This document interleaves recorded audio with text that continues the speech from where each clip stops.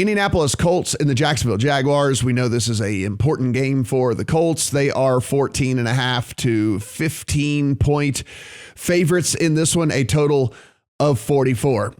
Brad, we take a look at this. We know one team with motivation, one team with no motivation whatsoever. One team probably sunk to the worst team in the NFL right now if you were power ranking all the way to 32, and the Jags, the Colts.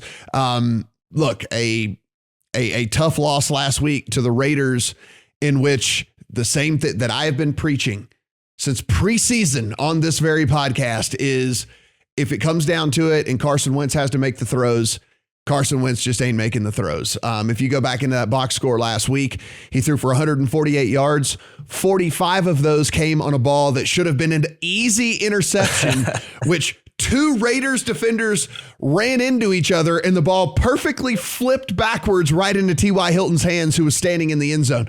So not only does he get credit for the yards, he gets credit for a touchdown pass when it should have been an easy interception for the Raiders in that game. It's just, again, we'll talk about teams later on that we want to fade once we get in the playoffs here. But look, they're not going to lose this game.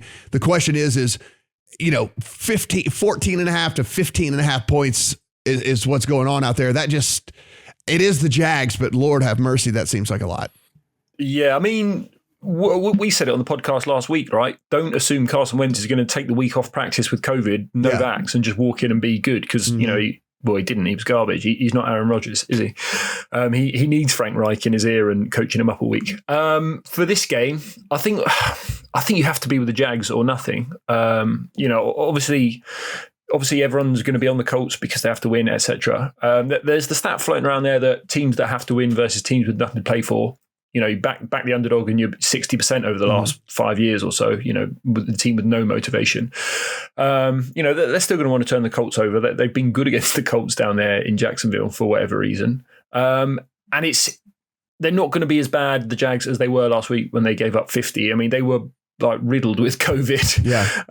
You are going to get their best effort here. So I would only go with the Jags here. I've not bet it because you've got to be a bit of a sadist to really want to bet this. But I think you're probably putting a bad bet on if you go and back the Colts here.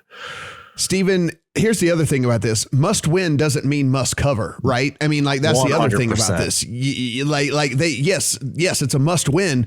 They don't get extra bonus. They don't get a better seed by winning because they win by 25 or so. Like, that's not the way it works. So must win doesn't mean must cover in this. And that's a pretty big number there for the Colts. First of all, the Colts have had a couple games where they've blown teams out, but this is not an offense that's exactly built to put up a bunch of points and blow a team out. Like, this is a run first offense. So let's start there. And secondly, the line here is just absolutely hilarious to me. The first meeting, the Colts were 10.5 point favorites in Indianapolis, so about 8.5 on a neutral, let's just say.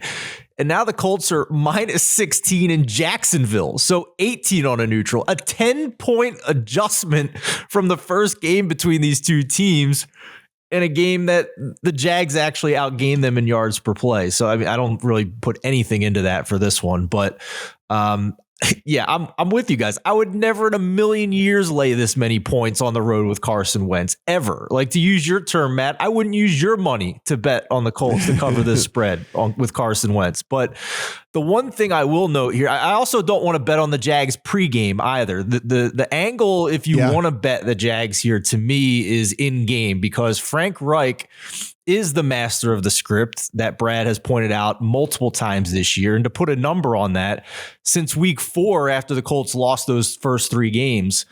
So in that time span, when the Colts got back on track, got healthier, only the Chiefs and the Bucks have been better in first quarter EPA and success rate. So if you want to take the points with the Jags, I think there's a very good chance that you're going to get an even better number than 16 closer to the second quarter. So why not just wait for that if you want to bet the Jags and get maybe 3 possessions here, maybe even 4 possessions. Not 4 possessions, but you know what I'm saying.